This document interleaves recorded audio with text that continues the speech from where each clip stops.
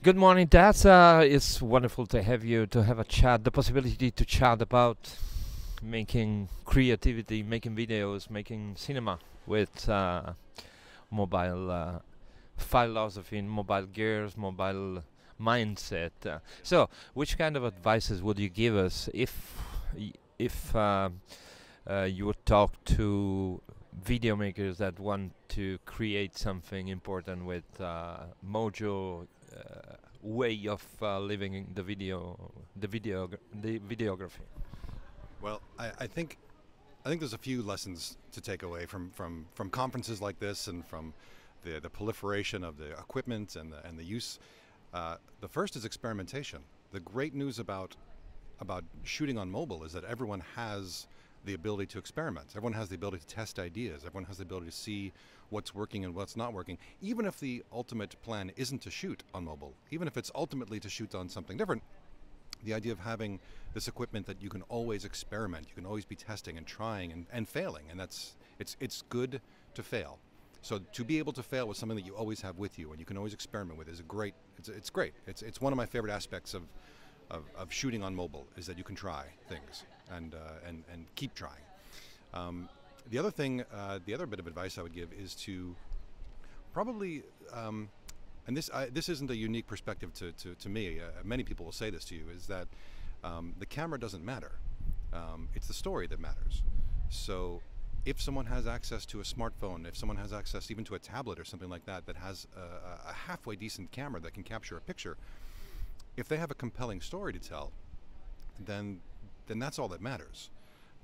Some of the greatest stories I've seen have been told with terrible cameras under horrible conditions. As long as you can hear, audio is almost more important than video. In fact, if someone was concerned that their camera isn't good enough, I'd say it's good enough. Go get better audio gear, because someone's going to stop watching something if the audio isn't good. But they might not stop watching if the video is subpar. But audio, they'll just leave immediately. So the second bit of advice is, don't worry about the camera so much. Worry about the craft. Worry about story. Worry about where you're going to put the camera.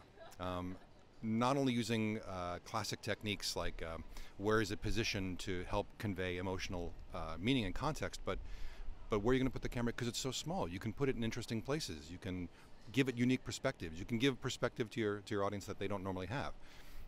So it's maximize the camera, but don't worry about it so much. Worry more about the story.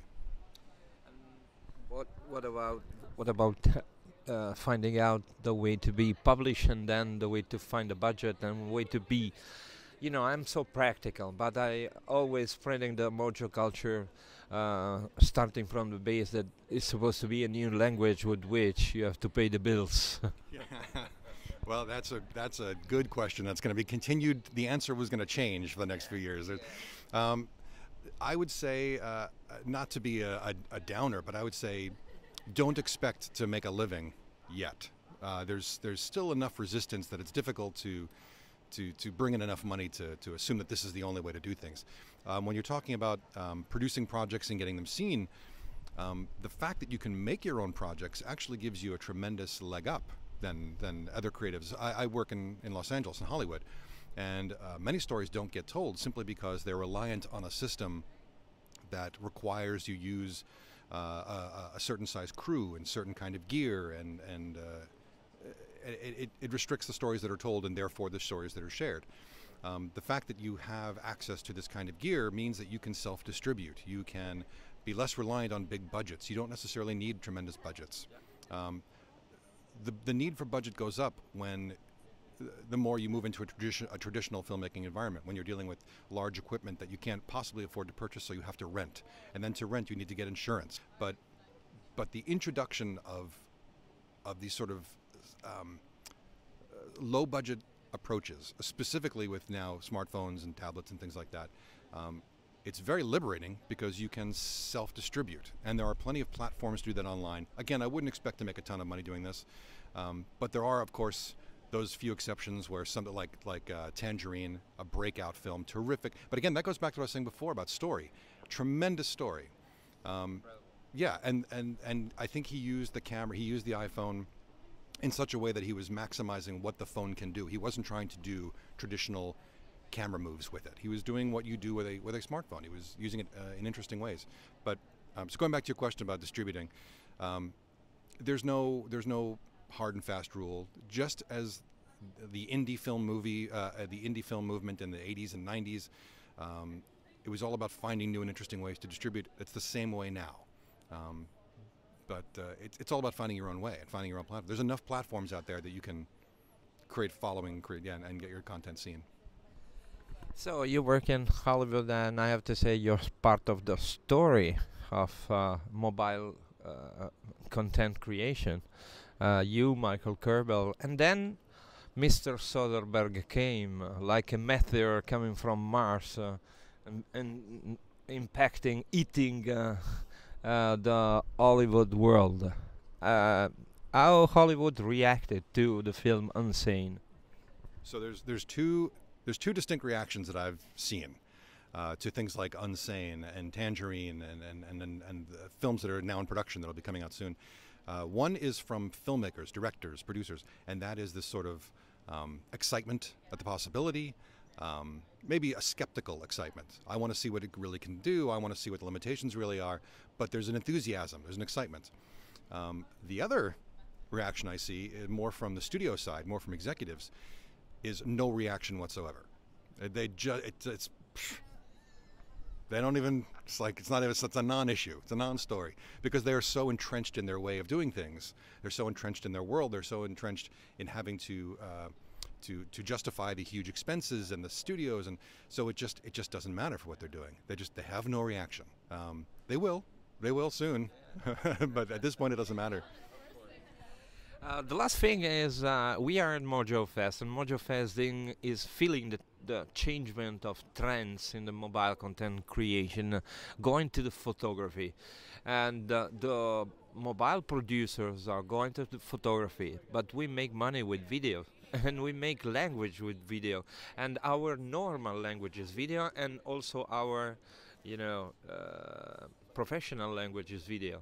Why is happening that, and why can we solve to ask to mobile producers to be passionate also and accurate also in developing the video camera on the video point of view and not only on the photo?